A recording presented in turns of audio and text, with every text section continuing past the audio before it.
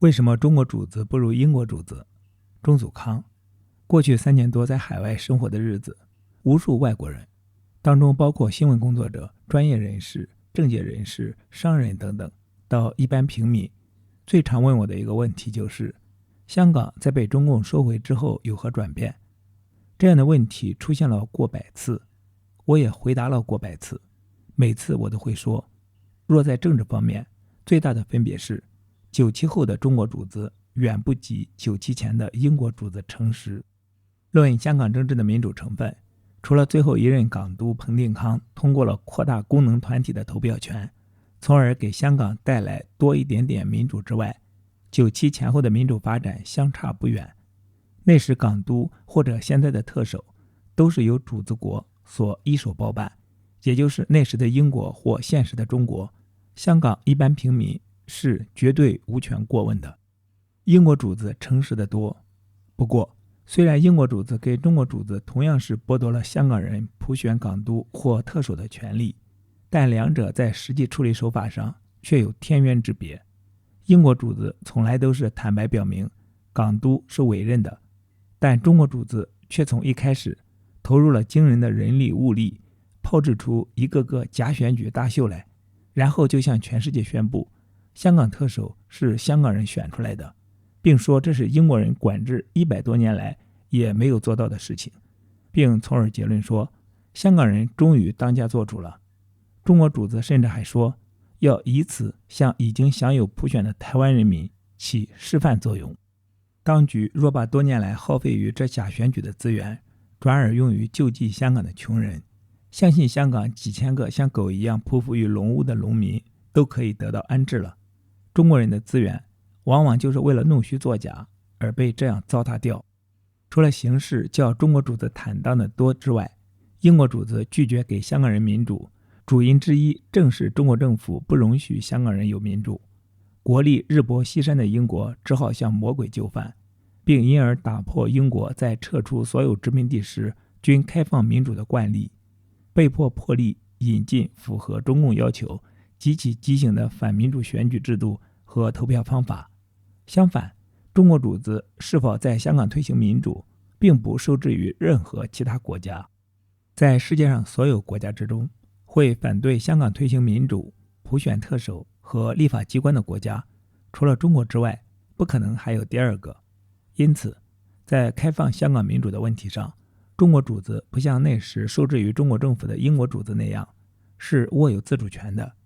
有見及此，當前的中國主子比起過去的英國主子就實在可惡得多。中國主子為了讓國際社會誤以為香港在97後就可以普選香港的最高領導人，於是搞了個800人的選舉委員會，把全港的親共中堅和商界大款一網打盡。這800人中的70%乃由為數僅佔香港人口 4% 的功能組別選民推舉出來。功能組別選舉的創始人就是以法西斯統治遺臭萬年的意大利大獨裁者墨索里尼。這種選舉制度可確保當選人立場保守，易於操控。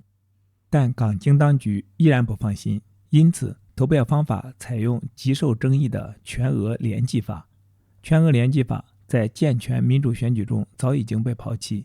在中國則自清朝開始使用。目前中共的地方人大選舉也是採用全額聯計法。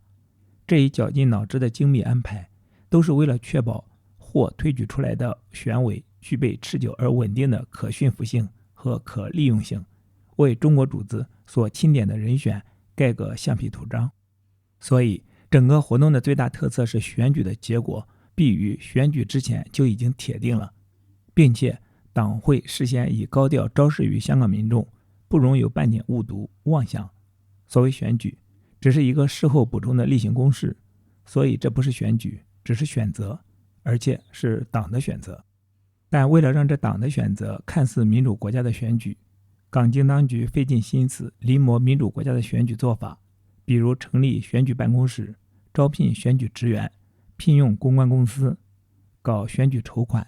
有助選團，還要落區拉票、洗樓、派傳單，搞選舉辯論等等。總之是裝模作樣。另有幫閒者負責打邊鼓，搞民意調查，以民意基礎為文飾。造假的也不僅是中國主子，由於香港華人跟中國主子畢竟是出於同一造假文化，香港傳媒特別是中文的也合力造假，幾乎所有傳媒工作者都眾口一詞地說特首選舉，而不是假選舉，或沒有至少給特首選舉的選舉2字加個括號。反觀英語傳媒人就誠實得多，如韋安士一再直指這是場假選舉，澳洲人報也指這是由北京策劃的假選舉，國際先驅論壇報說這是被操縱的選舉，金融時報的米切爾、泰晤士報、經濟學人等每用委任和再委任等字眼，而當中至為經典的大概是年前华盛頓郵報用的爭取再獲委任。再等而下之者，中文評論中甚至有人這樣捻鬚摘髮，嘔心瀝血地找到了歌頌這個假選舉的理由。對於兩人嘗試用普選方式去處理原本的一個小圈子選舉，這種做法和努力基本上我是肯定的。每讀到這樣的中式文人評論，就無法不想起林語堂的做人與做文。我向來不勸人做文人，只要做人便是。颜之推家訓中說過，但稱學士，一祖為人，必乏天才，勿強操筆。文做不好有什麼要緊，人卻不可不做好。我想行字是第一，文字在其次。行如吃飯，文如吃點心。但吃點心不吃飯是不行的。現代人的毛病就是把點心當飯吃，文章非常莊重，而行為非常幽默。但是有人性好文學，總要調弄文墨，既做文人，而不預備成為文妓，就只有一道，就是帶一點丈夫氣，說自己胸中的話，不要祛魅於世。陪跑人選難求，為了令劇情逼真，當局有時也會要人陪跑，但找人陪跑並不容易，而且看來是越來越難。主要是因為陪跑者一般都要有相当名望，否則戲就會做得太假，或有时被牽連者的身份。但已有相當名望的人，自然就沒有多大興趣出來垂做陪襯，自我醜化，來映襯出真命天子的超世之才。所以當局在完事後都要給這些願意陪跑的社會賢達重重打賞，當然肉金也好，片酬也好，但由於這些社會賢達本身已經是有錢人，要他們在眾目睽睽之下做猴子戲，有時還要表現得很激動，甚至要擠出幾滴眼淚來，令觀眾更加投入，這確是一件苦差，所以打賞必須很大。求名的起碼要頒發大紫荊勳章之類，求利的要賜予無敵商機。除此之外，陪跑者還要有一個必要條件，就是要有驚人的忍笑能力。要是一想到陪跑之無聊荒誕就哈哈大笑的像滾地葫蘆，則欽點工程危矣。當局雖然有時會要人陪跑，但也有機制阻止有人擅自陪跑，特別是攪局。當局因而制定了極高的陪跑要求，也就是所謂提名程序。參加陪跑者必須取得100個選委的提名，方可成為特首候選人或陪跑人。也就是說，陪跑人最多不可能多於7個，而任何人若取得701個提名，也確保可自動當選，借此以提名取代假選舉，以確保絕對無人可以攪局。而為了確保不會有選委暗中惡搞，提名不受北京歡迎的人陪跑，令北京尷尬，所有提名必須記名。記名提名除了讓北京確保誰人可以成為候選人，也讓眾選委有多一個跟北京及未來特首求愛的渠道。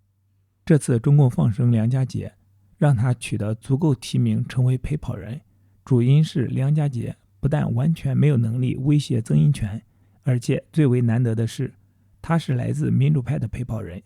加上可能真的是不請自來的，這對提高曾蔭權的認受性就更具說服力。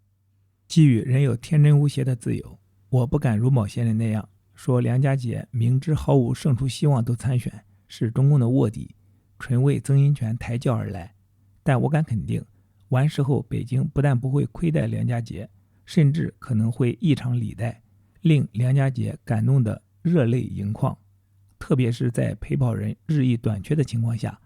要讓民主派今後更加踴躍參加這個逢選必輸的特首選舉，以加強香港特首的認受性。難怪黃裕民質疑陪跑者那樣熱情，到底是精神錯亂還是精心計算？即使普選，北京也勝券在握。由於劣質文化、長期洗腦等許多原因，中國人是精於自我作踐、披荊斬棘的民族。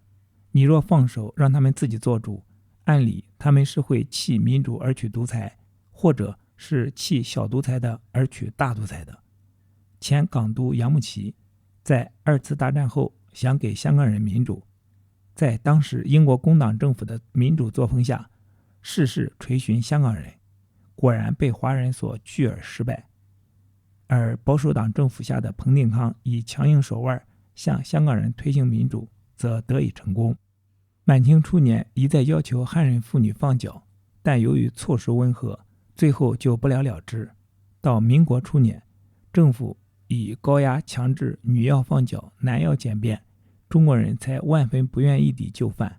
你若一脈绅士風範做民主諮詢，問中國人要不要民主，他們不會感興趣的。他們最愛反問：民主可以當飯吃嗎？滯留在口腔期的中國人對吃是最關心的了，可憐他們並不了解，沒有民主跟他們的吃飯問題或大饑荒是大有關係的。若把好東西交由中國人自己選擇，肯定花100年都沒有結果。好的東西是否一定要用民主手法，由大家來開會決定才推行？特別是當你看到中國人或伊斯蘭世界沉醉於自己的史前式生活形態時，或許也會有所動搖。北歐的基督信仰就是由他們的皇帝在1000年前以高壓手段強制民众皈依的，他們才也不得不從海盜做起绅士來，即使窮也要做好人。回教國家突尼西亞的婦女权利成為回教诸國之首，就是因為在法國受教育、仰慕西方價值的首任總統布爾古巴以高壓手段廢除當地的一夫多妻制，把離婚合法化和把婦女的最低結婚年齡提升至17歲等等。一個逐臭民族也許並不容易享用民主機制的好處。現為香港立法會主席的范徐麗泰，出身是喝港嬰奶水長大的港嬰嬰犬，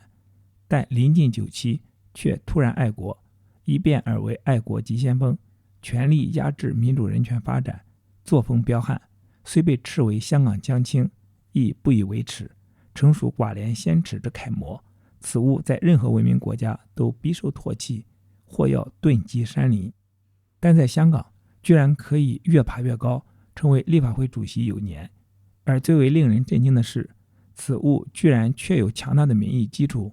民意調查顯示，其民望長期一枝獨秀，穩居第一，不容置疑。而在香港這無恥當道的現象也並非孤立偶然，因為在前10名最受歡迎的直選議員中，也起碼就有一半屬於這一類以反民主為終身職志的無恥政客。不過這現象也並非始於今天，